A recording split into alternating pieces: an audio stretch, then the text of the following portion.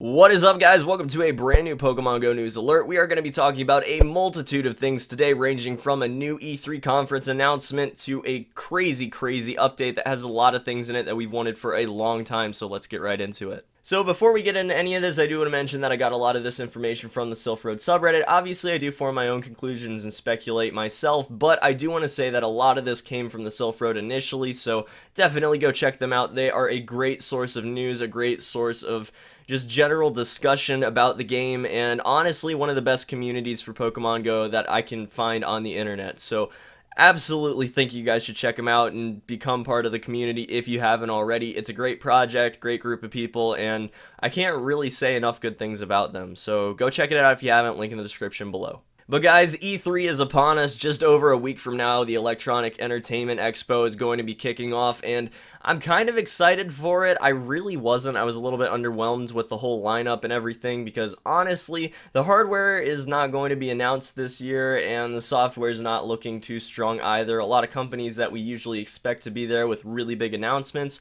are not going to be present, so that's a little disappointing, and I was really disappointed overall beforehand. But now we have Niantic's Q&A to look forward to, so I'm a little bit more okay with it overall. They haven't really talked about anything specific quite yet as far as the Q&A goes, but I am going in with low expectations. Hopefully we'll all be pleasantly surprised with what they decide to talk about. Hopefully it's not just going to be a rehashing of what we've seen leaked from the beta, and I really hope we get a at least window for the release date, but that might be a little too much, but I guess we'll see. Next up, we have an absolutely massive new update to talk about. There are a ton of changes to talk about, a ton of new additions to the game to talk about. Generally, it's a really big update, so I just want to get into tearing it all apart. So first off, they did add a new tutorial system in place of the one they had before. It apparently explains things better and is more complex and delves deeper into the actual functions of the app, whereas the first tutorial only went on the surface functions and left the user to figure out quite a few things that were more complex. Now, instead of releasing wild Pokemon, you actually transfer them to the professor. It really fills the same purpose. You just get rid of a Pokemon permanently out of your inventory,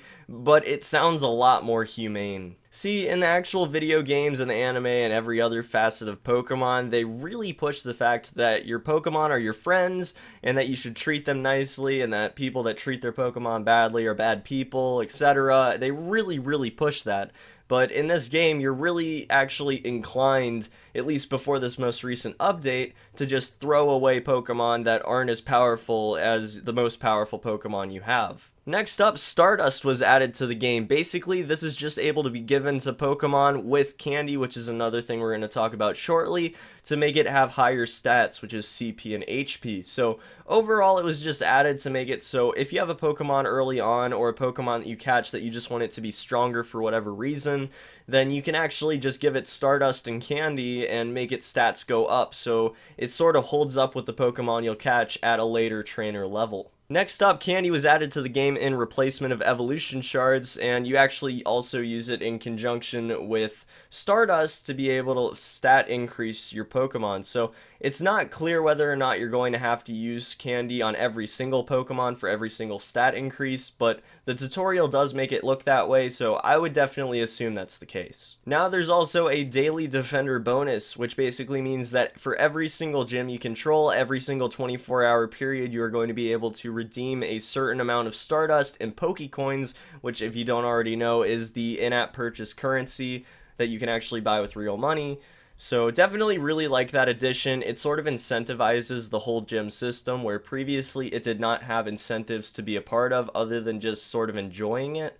So I really do like that. Next up, we have a new in-app purchase item, which is called a lure patch. You can apply a lure patch to a Pokestop, and for 15 minutes it's going to make a lot of Pokemon attract to the Pokestop. So you can stand in one specific area and a lot of Pokemon will sort of crowd around the Pokestop.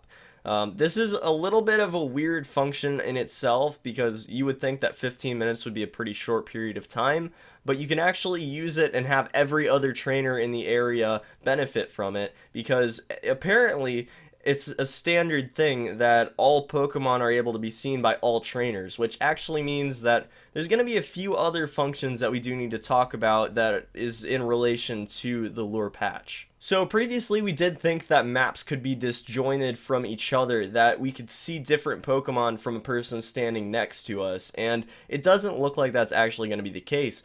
With the existence of the lure patch making it so each person can benefit from it in that given area, it does look like we're going to be able to see the same Pokemon, which would be a little bit weird, but I could also understand. So overall, I do think that that's pretty cool. I think having a standard map that's sort of a server side thing would be really awesome, but it isn't something we've really thought about, so there might be some repercussions in the future. I'm not really sure. If the game gets really big, it might be kind of annoying though. Now we can also nickname Pokemon, which is pretty awesome overall. I'm not one of the people that freaks out if Pokemon are more like data and less like an actual physical being, but you know, that's something that a lot of people fight about and a lot of people decided to take to Niantic is a big deal to them. So I definitely think that I like the changes they've made in an effort to sort of give an olive branch, if you will, to those people.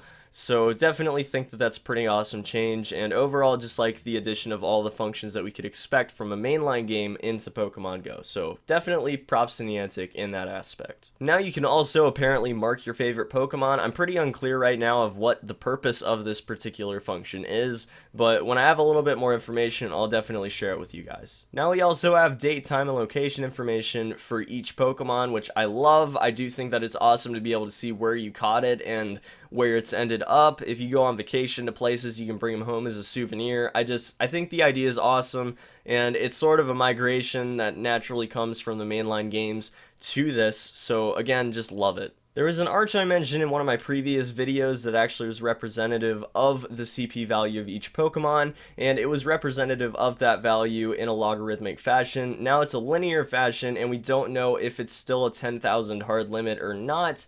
Now, it was calculated to be 10,000 before, but it could be different now, so we're definitely waiting for more information on that. Hatching eggs also appears to give a ton of Stardust, so it more incentivizes the player to get out and walk more than they might already, to hatch more eggs, to get more Stardust, to power up their Pokemon. I really like the idea. Again, it's very, very cool. So apparently dodging is also better now. They've added a visual representation of successful dodges or not.